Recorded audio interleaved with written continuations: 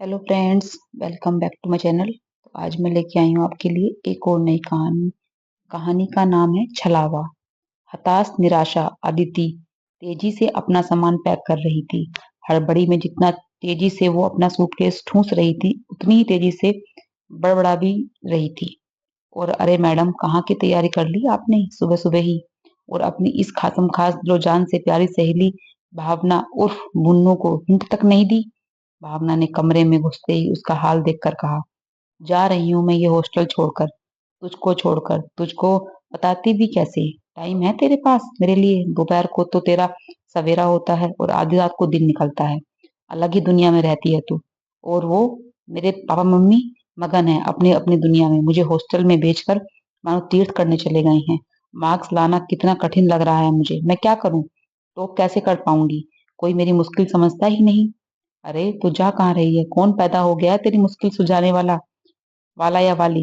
ये भी तो बताती जा। भावना ने तभी हंसकर ही छेड़ा उसे। ये जो तेरी हंसी है ना, बंद हो जाएगी जब मैं नाम बताऊंगी तुझे, तिलमिलाते हुए आदिति ने कहा। तो भावना थोड़ी संजीदा हो गई। कौन है बताना जरा, मैं भी जानूं तेरे भागीरथी का नाम। अनिकेत है। वो जो मुझे सुनता ही नहीं है, दिल से समझता है। तुझसे मेरी मम्मी पापा से बढ़कर मेरा ख्याल रखता है। इस सेमेस्टर में मेरे मार्क्स कम आने पर मैं जब कैंटीन में अकेली बैठी थी तो मेरे पास आकर कितनी दिलासा दी उसने। मेरा दुख उससे बात करके हल्का हो गया था। उसी ने मेरे लिए पीजी ढूंढा है, उसके परिचित में है। मैं वहीं जा रही हूँ। वो भी रहेगा साथ में ही, मेरी पढ़ाई में मदद करेगा। इस साल मेरा फाइनल है, मुझे टॉप करवाएगा। उसने वादा किया है, हाँफते हुए आदित्य ने कह दिया। सन सी रह गई भावना। क्या कह रही है आदि तू? वो अनिकेत एक नंबर का आवारा है, भरोसे के लायक नहीं है। भावना ने कहा तो आदि चिढ़ गई। हाँ हाँ, अब मेरा दोस्त बन गया है ना, इसलिए तुझे बुरा लगने लगा है। कल तक तो तू उसके गीत गाते नहीं थकती थी। आदित्य, मैं उसे जान गई हूँ, इसलिए समझा रही हूँ। जो खुद 2 साल से फेल हो रहा है, वो तुझे टॉप कैसे करवाएगा? उस उसकी आदत है इस आदिति, लड़कियों को बरगलाने की, फुसलाकर गुमराह करने की। उसने मेरे साथ भी यही कोशिश की थी, लेकिन समय रहते मैं सुधर गई। मैं क्यों विश्वास करूं तेरी बातों का? आदिति टस से मस नहीं हुई। क्योंकि मैं सत्य बोल रही हूँ। तू पढ़ने लिखने वाली सीधी सादी लड़की है। वो समझ गया, थोड़ा सा मीठा बोलकर तुझे भावनात्मक रूप से कमजोर करना उसके लिए बाएं हाथ का खेल है। अलग से पीजी लेकर उसके साथ रहना, ऐसा सोच भी कैसा तूने? पढ़ाई करवाने के लिए नहीं, अपनी गलती इच्छाएं पूरी करने की वो कुत्सित योजना बना रहा है। एक बार तो उसके बहकावे में आकर उसके साथ चली गई तो वापस लौट पाएगी इस जिंदगी में ना घर की रहेगी ना घाट की, समझी?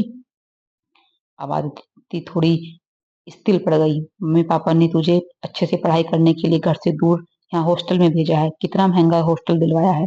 अपनी उन्होंने अपनी बेटी के लिए महीने में एक बार आते भी तुझसे मिलने हैं। तू भी अपने मम्मी मम्मी पापा के बारे में अनिकेत के बहकावे में आकर गलत राय क्यों कायम कर रही है? मार्क्स कम क्यों आए हैं ये तेरी मुश्किल है? क्या उन लोगों ने तुझे डांटा नहीं ना?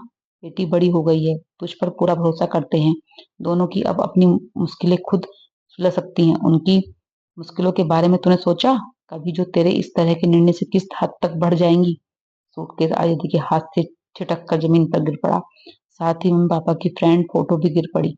नहीं पापा, मैं आप लोगों को गिरने नहीं दूंगी। आपके विश्वास में अपना विश्वास जोड़कर और दृढ़ बनाऊंगी। कहते हुए एक नए विश्वास के साथ उसने फोटो स्टडी टेबल पर सजा कर रख दी। सॉरी भानु, थैंक्स, तूने सत्य का आईना दिखाकर मुझे संभाल लिया। अब तक भावना में आगे बढ़कर उसे गले से लगाती हुई मीठी डांट लगाई। चल चल, अब पूरा सामान फिर से रख। सारा रूम फैला दिया है तूने। दोनों की हंसी मानो मुश्किलों को हल सी हो गई। तो दोस्तों, कैसी लगी आपको मेरी कहानी? अगर मेरी कहानी पसंद आई हो तो प्लीज चैनल को सब्सक्राइब करना, वीडियो को लाइक शेयर कमेंट करना। Thank you.